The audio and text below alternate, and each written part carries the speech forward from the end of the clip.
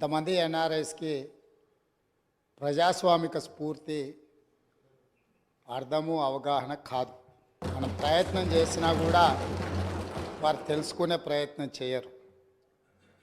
ప్రజాస్వామ్యంలో 49కి 0 వాల్యూ ఉంటుంది, 51కి 100% వాల్యూ ఉంటుంది. ఎందుకంటే 51% ఓట్లు 51% నెంబర్ ఉన్న వాళ్ళు ప్రభుత్వాన్ని ఏర్పాటు చేస్తారు. 49% ఉన్నవాళ్ళు ప్రతిపక్షంగా కూర్చొని ప్రభుత్వం తీసుకునే పరిపాలనలో నిర్ణయాలను, శాసనాలను సహేతుకంగా విశ్లేషించి సలహాలు, సూచనలు ఇస్తారు. సలహాలు, సూచనలు ఒకవేళ ప్రభుత్వము పెడచెవిన పెడితే నిరసనలు, ధర్నాలు, రాస్తారోకలు చేస్తారు. అవసరమైతే ఆమరణ నిరాహార దీక్షలు చేసిన కూడా సందర్భాలు ఉన్నాయి. ఆ స్పిరిట్ను తీసుకోవాలి తప్ప వాళ్ళు 64 ఉన్నారు, మేము 39 మంది ఉన్నాం, మేము అచ్చోసిన ఆంబోతుల్లాకున్నాం, మేము పోడియంలోకి వచ్చి కుస్తీలు కొట్లాడతాం, ఈ రకమైన భాష వారి గౌరవానికి కానీ ఈ సభను నడిపించుకోవడానికి కానీ సహకరించదు. రెండవ అంశం, పదే పదే గత పాలన గురించి, గత ప్రభుత్వాల గురించి మాట్లాడుతున్నాను. సరే, వారు ఏం మాట్లాడతారో మొత్తం విన్నాక రిప్లై చేద్దాం అనుకున్నాను. కాకపోతే నా రిప్లై కోసం వారు తహతహలాడుతున్నారు. గత పాలనలో యూత్ కాంగ్రెస్ వైస్ ప్రెసిడెంట్గా కల్వకుంట్ల చంద్రశేఖరరావుకు అవకాశం ఇచ్చిందే కాంగ్రెస్ పార్టీ. సింగిల్ విండో డైరెక్టర్గా ఎన్నికల్లో పోటీ చేయడానికి ఇస్తే కాంగ్రెస్ పార్టీ తరఫున నిలబడి ఓడిపోయిందే చంద్రశేఖరరావు. గత పాలనలో ఎంపీగా గెలిపించిందే కాంగ్రెస్ పార్టీ. గత పాలనలో షిప్పింగ్ మినిస్టర్ ఇచ్చిందే కాంగ్రెస్ పార్టీ. ఆ తర్వాత కార్మిక శాఖ మంత్రి ఇచ్చిందే కాంగ్రెస్ పార్టీ. అంతెందుకు, ఇక్కడ సభ్యుడు ఉన్నాడు, వారు కూడా వారి కుటుంబ సభ్యులే. ఎమ్మెల్యే కాకుండానే మంత్రిని చేసి తర్వాత ఎమ్మెల్యేగా ఎన్నిక చేయడానికి సహకరించిందే కాంగ్రెస్ పార్టీ. ఈరోజు వాళ్ళు ఏ పేరైతే వినోద్ అనుకుంటున్నారో ఆ రాజశేఖర రెడ్డి గారే ఆ మంత్రివర్గంలోనే గత ఆర్థిక శాఖ మంత్రి, సిద్దిపేట ఎమ్మెల్యే గారు ఎమ్మెల్యే పదవి లేకుండా మంత్రిగా ప్రమాణ స్వీకారం చేసిండ్రు. రాజశేఖర రెడ్డి గారి నాయకత్వమే ఈ దేశానికి బలమైన నాయకత్వం అని అందులో పనిచేసిండ్రు. మూడవది, పోతిరెడ్డిపాడు పొక్క పెద్దది చేసినప్పుడు కీర్తిశేషులు నాయన్ నరసింహారెడ్డి గారు కడప జిల్లా ఇన్ఛార్జ్ మినిస్టర్. ఆ రోజు కొట్లాడింది పోతిరెడ్డిపాడు మీద కీర్తిశేషులు పి జనార్దన్ రెడ్డి గారు.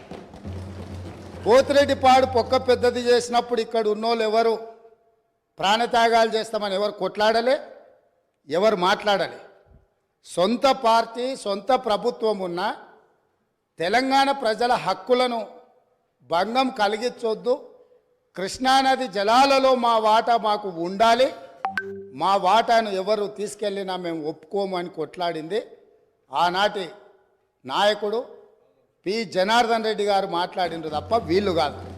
కాబట్టి ఈరోజు గౌరవ ముఖ్యమంత్రి గారు ఈ సభను తప్పుదోవ పట్టించే విధంగా కొన్ని వ్యాఖ్యలు చేశారు. సభ యొక్క రికార్డులు సరిచేయాల్సినటువంటి అవసరం ఉంది కనుక నేను ఈ అవకాశం తీసుకున్నాను. అధ్యక్ష, ముఖ్యమంత్రి గారు మాట్లాడుతూ పోతిరెడ్డిపాడు ప్రాజెక్టు పైన మా నాయకులే కొట్లాడారు, ఆ రోజు రాజశేఖర రెడ్డి గారి క్యాబినెట్లో ఉన్నటువంటి మంత్రులు మాట్లాడలేదు అనేటువంటి మాట వారు మాట్లాడినారు.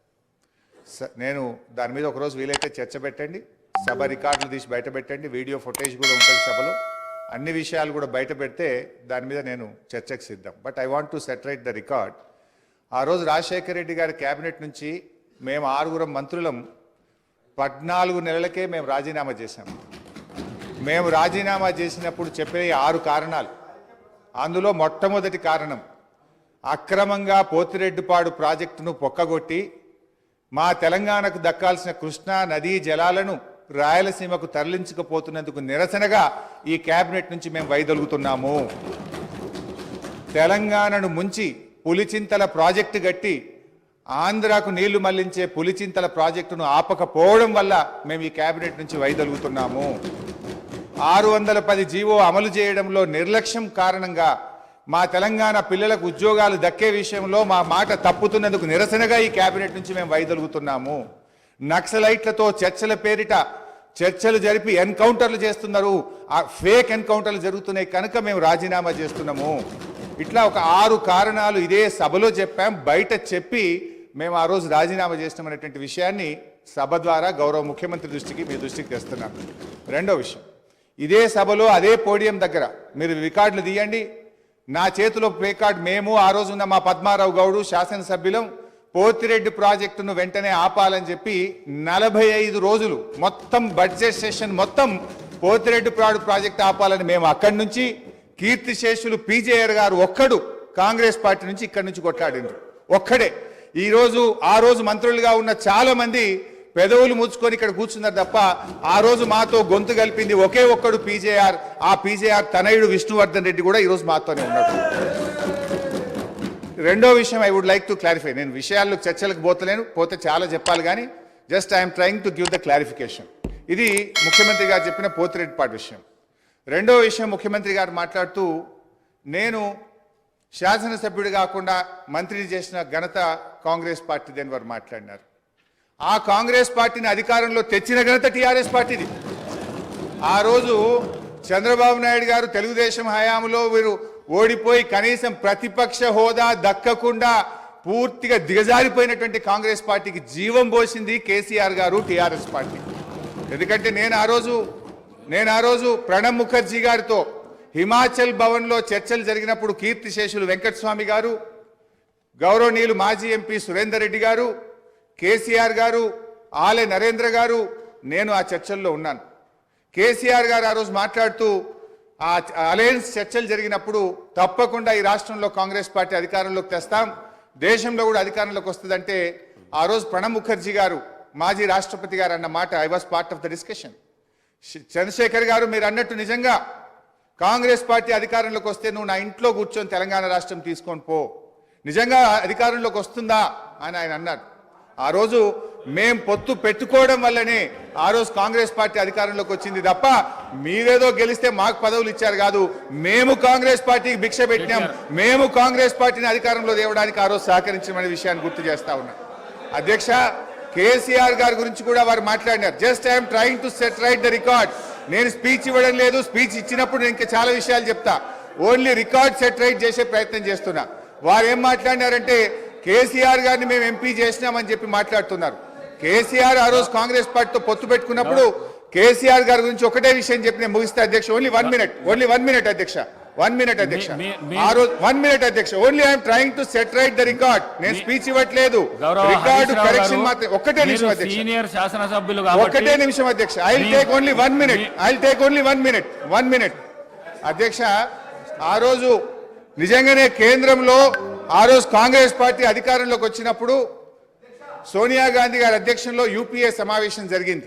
ఆ యూపీఏ సమావేశంలో సోనియా గాంధీ గారు కేంద్ర మంత్రివర్గంలో కేసీఆర్ గారిని చేరమన్నప్పుడు కేసీఆర్ గారు ఒక మాట చెప్పారు, కామన్ మినిమం ప్రోగ్రాంలో తెలంగాణ అంశం పెడితేనే నేను కేబినెట్లో చేరతా, నేను పదవుల కోసం రాలేదు, తెలంగాణ కోసం ఢిల్లీకి వచ్చినా అని చెప్పిండు కేసీఆర్ గారు. ఆ రోజు కామన్ మినిమం ప్రోగ్రాంలో పెట్టి ఉభయ సభలను రాష్ట్రపతి గారు ఉద్దేశించిన సభలో రాష్ట్రపతి గారు తెలంగాణ రాష్ట్ర ఏర్పాటును సంప్రదింపుల ద్వారా చేస్తామని చెప్పించింది కేసీఆర్ గారు. ఆ రోజు షిప్పింగ్ పోర్ట్ఫోలియో ఇస్తే అధ్యక్ష, షిప్పింగ్ పోర్ట్ఫోలియో ఇస్తే అధ్యక్ష, ఒక్కటే నిమిషం, ఆ రోజు డిఎంకే పార్టీ మాకు షిప్పింగ్ పోర్ట్ఫోలియోగా 1 minute